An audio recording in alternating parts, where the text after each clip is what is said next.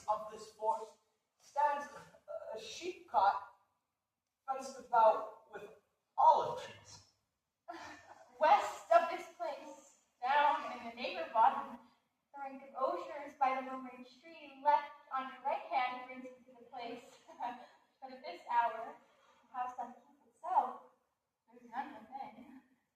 That I may profit by tongue, I should know you by description, such garments and such years. The boy is slight, a female figure, and bestows himself like a ripe sister. The woman is loved and fairer than the rest. Are you not the owner of the house I did inquire for? It is no boast being asked to say we are. Orlando doth commend him to you both, and to the youth he called his Rosalind, he sent this bloody napkin. Are you he? I am. What must we understand by this? Oh, some of my shame, if you will know of me and what man I am and how and why, where this handkerchief was stained. I pray you tell it. When the last young Orlando parted from you both, he promised to return again within the hour. And pacing through the forest, chewing the foods of sweet and bitter fancy, lo what befell. He threw his eye aside, and mark, what object did present itself, under an old oak whose boughs were mossed with age, and high top, bald with dry antiquity. A wretched, ragged man, overgrown with hair, lies sleeping on his back. About his neck, a green and gilded snake had wreathed itself, whom, with her head nimble in its threats, did approach the opening of his mouth. But suddenly, seeing Orlando, it did unlink itself, and with intent glides did slip away into a bush. A bush which shaded a lioness, whom with her udders, all drawn dry, lie head, couching on ground with cat-like watch, for when the man should stir, for 'tis the royal disposition of the beast to not prey on anything that doth seem as dead.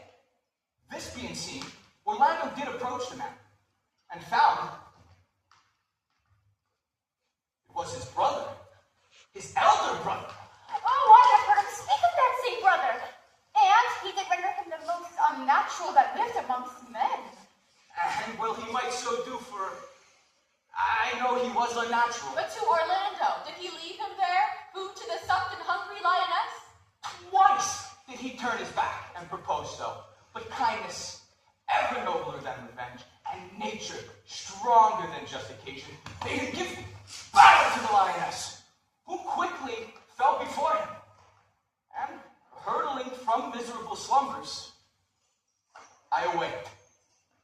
Are you his brother? Was you he rescued? Was you that so oft contrived to kill him? 'Twas I, but 'tis not I. I do not shame to tell you who I was, since my conversion so sweetly tastes, being the thing that I am. But for the bloody napkin. By and by, when from first to last betwixt us two tears, our recountenance had most kindly bathed. As for how I came into this desert place, in brief, he led me to the gentle Duke, whom gave me fresh array and entertainment, committing me unto my brother's love. Therein he led me to his cave, where he stripped himself, and found upon his arm the lioness had torn away some flesh, which all the while had bled, and now he fainted, and cried in fainting upon Rosalind. Brief, I recovered him. I bound up his wound, and with some small space, being strong at heart, he sent me here hither, stranger as I am, to tell this story, so that you might excuse his broken promise, and to give this napkin dyed in his blood to the shepherd youth he in sport doth call his Rosalind. Why, how now, Ganymede? Sweet Ganymede! Many will swoon when they look upon blood. There is more in it. Cousin Ganymede? I would I were at home. Will lead you thither. I pray you, will you take him by the arm? Be of good cheer, youth.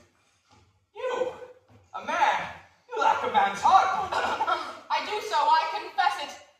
Sirrah, a body would think this was well counterfeited. I pray you, tell your brother how well I counterfeited. I hope. was no counterfeit. There's too great testimony in your complexion that this was a passion of earnest. Counterfeit, I assure you. Well then, take good heart and counterfeit to be a man. So I do. But if faith, I should have been a woman by right. Come. You look paler and paler. Pray you grow onwards.